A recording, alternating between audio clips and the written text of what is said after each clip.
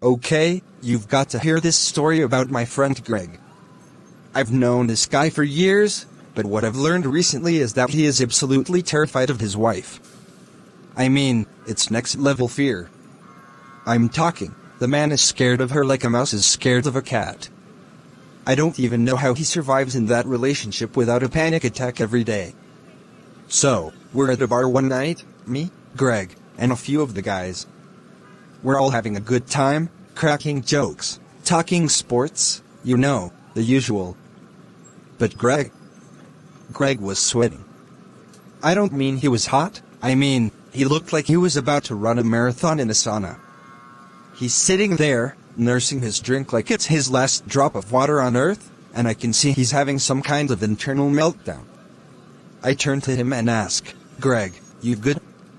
And he looks at me like I just asked him to do a backflip off a building.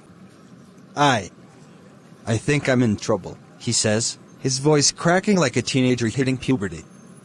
I raise an eyebrow. What kind of trouble? Well, I might have forgotten to fold the towels properly this morning.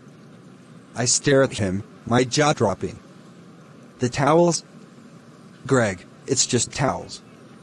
No, he says, shaking his head, it's not just towels. You don't understand. She understands. She sees everything.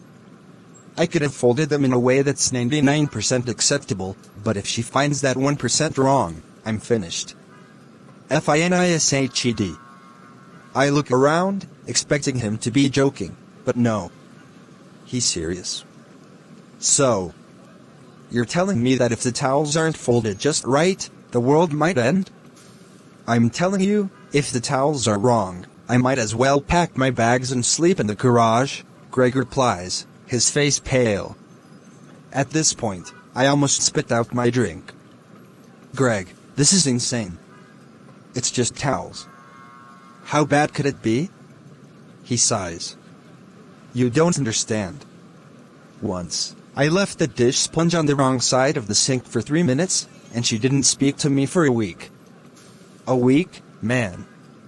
It's like she has a built-in lie detector that checks if I've made any mistakes in the past 24 hours.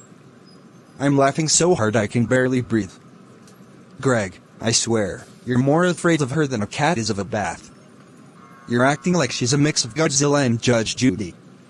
I'm telling you, it's real. You think I'm overreacting? Last week, she looked at me and said, "You're not listening to me," and I panicked for 2 days thinking I was going to get a divorce over that. I blink. Greg, calm down. She probably just wanted to vent. She wasn't going to divorce you over that. Oh, I wish, he says, eyes wide. But no. The real punishment was when she gave me the "I'm fine" look. Now, I'm really confused. The "I'm fine" look? Greg leans in, lowering his voice like he's about to reveal a state secret. When she says "I'm fine," that's the moment you know you've messed up. It's like a bomb with a slow fuse. It's never fine. "I'm fine" means you're about to spend the next 3 hours trying to figure out where you went wrong, and when you ask her, "What did I do?" she says, "Nothing. I'm just fine." I'm dying at this point. Greg, you are living in a horror movie where the villain is your wife and the plot is what's wrong with Greg today? I know. But what am I supposed to do? Greg says, practically shaking. Every time she gets upset, she pulls the silent,